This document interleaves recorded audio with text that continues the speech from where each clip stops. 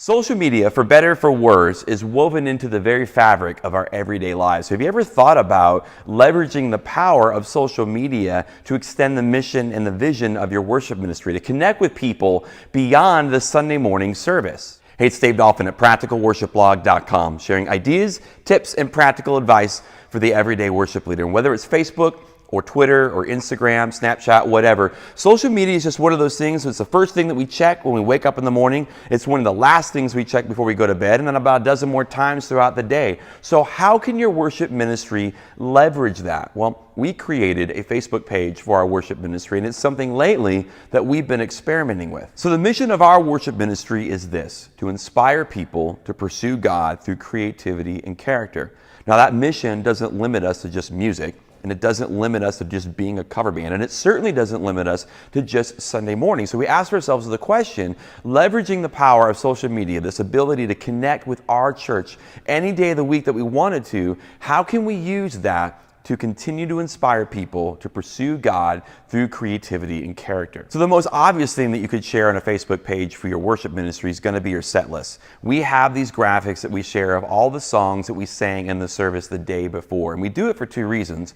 One, it's a good reminder to people of what God might have started in their life on Sunday. These people come into service and God uses these songs to encourage them, to inspire them, to maybe convict them, admonish them. But it's really easy to go back to normal. When you go back to work on Monday or go back to school, it's really easy to slip back into the normal pattern. So it's a good reminder of maybe something that God spoke to that person through that song on Sunday, and how do they incorporate that back into their normal lives. We also like to include the original artists that inspired the versions that we did on Sunday, so that people can look them up on Spotify or purchase them on iTunes and incorporate those songs into their normal listening habits throughout the week. Another obvious thing that we share is scripture verses, and we do that on Sunday mornings, but we have members of the team pick those out from week to week. What I'll do is I'll reach out to someone during the week and say, hey, what's a Bible verse that maybe applies to worship, or maybe ties in with one of the songs that we're singing that weekend? Or what's just something that God is speaking to you about? What's a Bible verse that resonates with you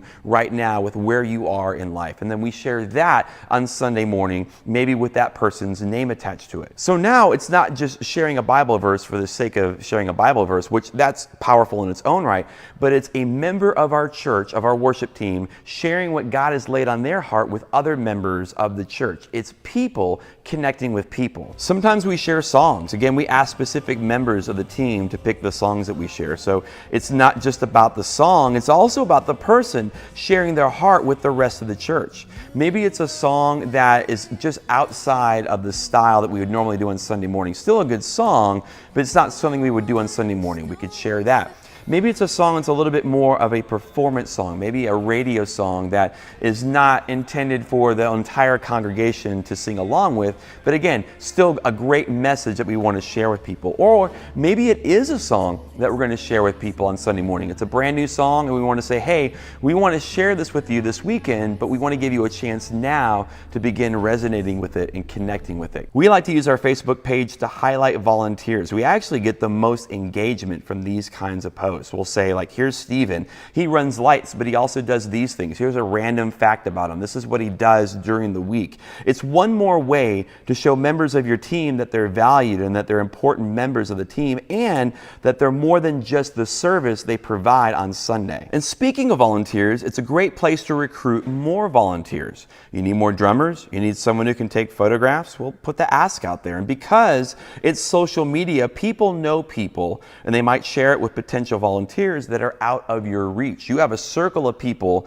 that you can reach out to, but social media makes it easy for those people to reach outside of your circle into their circle. And now your reach for volunteer recruitment just got that much bigger. We Facebook Live our rehearsal every Thursday evening. Because our final run through of the rehearsal feels a lot like a final service, it's a great way to give people a sneak peek of the upcoming Sunday. It creates this excitement for the upcoming service. And it also gives people that might not be in the service, they might be on vacation or serving in kids ministry or in the parking lot, it gives them a chance to see what they'd otherwise miss. And finally, this is a great opportunity to share special moments from previous services like Easter or Christmas. You can share clips like that. We've done the mannequin challenge. I recently released a video that's kind of a Numa style preaching video, and I might have written a rap about our senior pastor. With the smile and a right hand of fellowship. The trick to social media is that you have to build a community. Don't think of it in terms of your bulletin where you're barking out this information.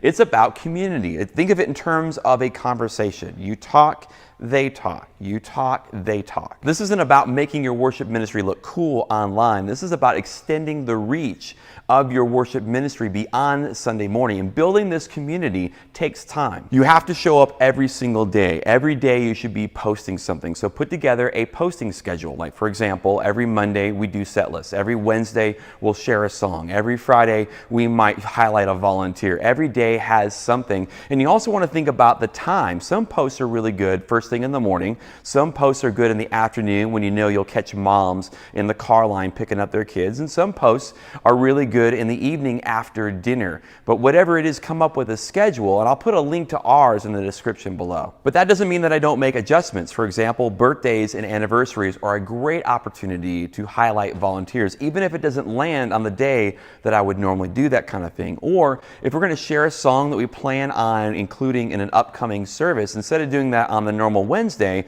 I might move that back to Thursday or Friday or Saturday, something closer to that service. If you're using Facebook, they actually provide a really easy way to schedule your posts, so you don't actually have to do it in real time.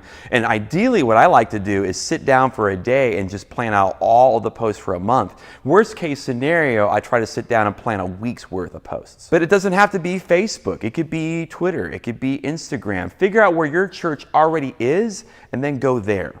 Well, if you're new to the channel, we love sharing ideas and tips and practical advice for the everyday worship leader with videos just like this one, and we do it every single Tuesday. So consider subscribing to the channel. That way you're notified when new videos come online here at YouTube. And if you enjoyed this, you might know someone else that could really benefit from this information. Consider sharing the link out on Facebook and Twitter. Maybe send somebody an email. And for more great practical advice about leading worship, check out practicalworshipblog.com.